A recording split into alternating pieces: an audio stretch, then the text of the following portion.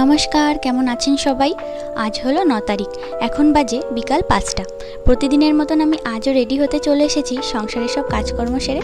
সকাল থেকে তো আর ভিডিও বানানো হয়ে ওঠা হয় না, সব কাজকর্ম করে যেটুকু সময় পাই তখন আমি ভিডিও বানাই, না হলে বই পড়ি।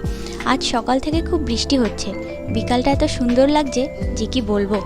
আজ আর ছাদে যাইনি, তাহলে আপনাদের দেখাতাম আকাশটা কত অপূর্ব লাগছে। কথা বলতে বলতে আমি ফেস ওয়াশটা সেরে নিচ্ছি। তো ফেস ওয়াশটা সেরে নিলাম আমি clean and care face wash থেকে। এই ফেস ওয়াশটা আমার মুখের জন্য খুবই ভালো, আমার মুখে কোনো পিম্পল ওঠে না, আপনারাও চাইলে ব্যবহার করতে পারেন।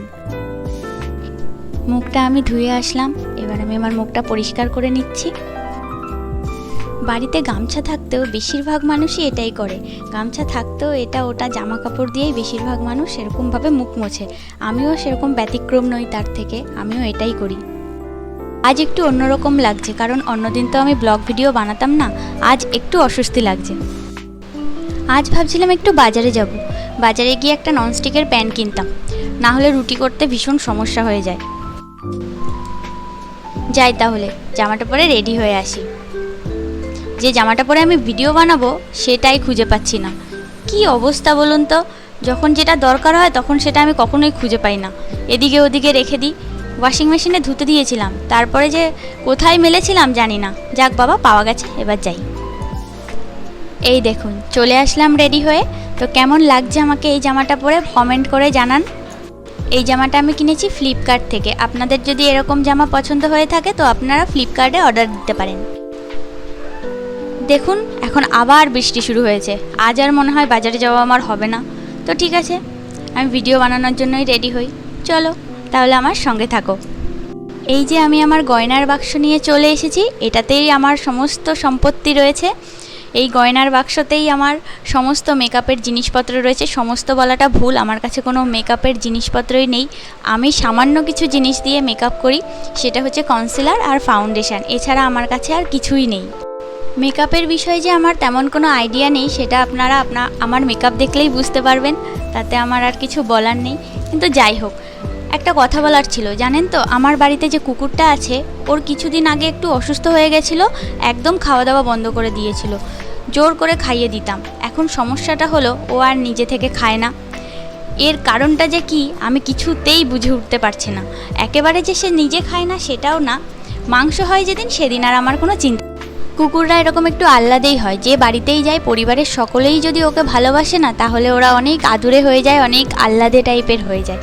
তো এই যে হলো আমার কনসিলার, যেটা দিয়ে আমি আমার চোখের ডার্ক সার্কেলগুলো ঢেকে দিই, আর যে পাফটা দিয়ে আমি এগুলোকে ড্যাব ড্যাব করি সেটাকে আমি প্রতিদিন এইভাবে ভেজাতে ভুলে যাই, আর এইভাবেই আমি দৌড় দিই। আমি ছোট থেকেই একটু লাফাই ঝাপাই বেশি, তার জন্য আমি অনেক বকাও শুনেছি ছোটোবেলায়, কিন্তু আমি নিজেকে কোনোদিনও বদলাতে পারিনি, আমি সারা জীবন এরকমই রয়ে গেছি। এখন আর বকাটা শুনতে হয় না, কিন্তু নিজেই যখন এরকম বেশি বেশি বেশি লম্ফঝম্প করি তখন একটু সমস্যা তো হয়। এটা ভুলে যাই, ওটা ভুলে যাই, এটা করতে ভুলে যাই, ওটা করতে ভুলে যাই, এটা ওখানে রাখতে ভুলে যাই, সেটা সেখানে রাখতে ভুলে যাই। এগুলো তো আমার সাথে প্রায়ই হতেই থাকে। এর মেকআপ করতে করতে অনেক গল্প করে ফেললাম, আশা করি আপনাদের সবার খুব ভালো লাগবে। আর যদি ভালো লেগে থাকে তাহলে একটু লাইক করে দেবেন, একটু কমেন্ট করে দেবেন। তো কী যেন একটা পড়েছিল যেটা আমি একটু মুছে নিলাম। তো আমি যাতে আরও ভালো ভালো কিছু ভিডিও বানাতে পারি তার জন্য আমাকে উৎসাহিত করবেন, আমার ভিডিওতে কমেন্ট করবেন, লাইক করবেন আর শেয়ার করে দেবেন যদি আপনাদের ভালো লেগে থাকে। তো আশা করি ভালোই লাগবে, ব্লগ দেখতে কার না ভালো লাগে। এখন তো সবাই ব্লগ করছে, তাই জন্য আমিও স্টার্ট করলাম, কারণ ফেসবুক থেকে আমাকে বারবার করে বলছে তুমি তোমার রিয়েল ভয়েসে ভিডিও বানাও, রিয়েল ভয়েসে ভিডিও বানাও। তো আমার ভয়েসটা আমার অতটাও পছন্দ না, তবু একেবারে পছন্দ না সেটাও না, অনেকটাই পছন্দ, কারণ নিজের জিনিস কার না ভালো লাগে, তাই না?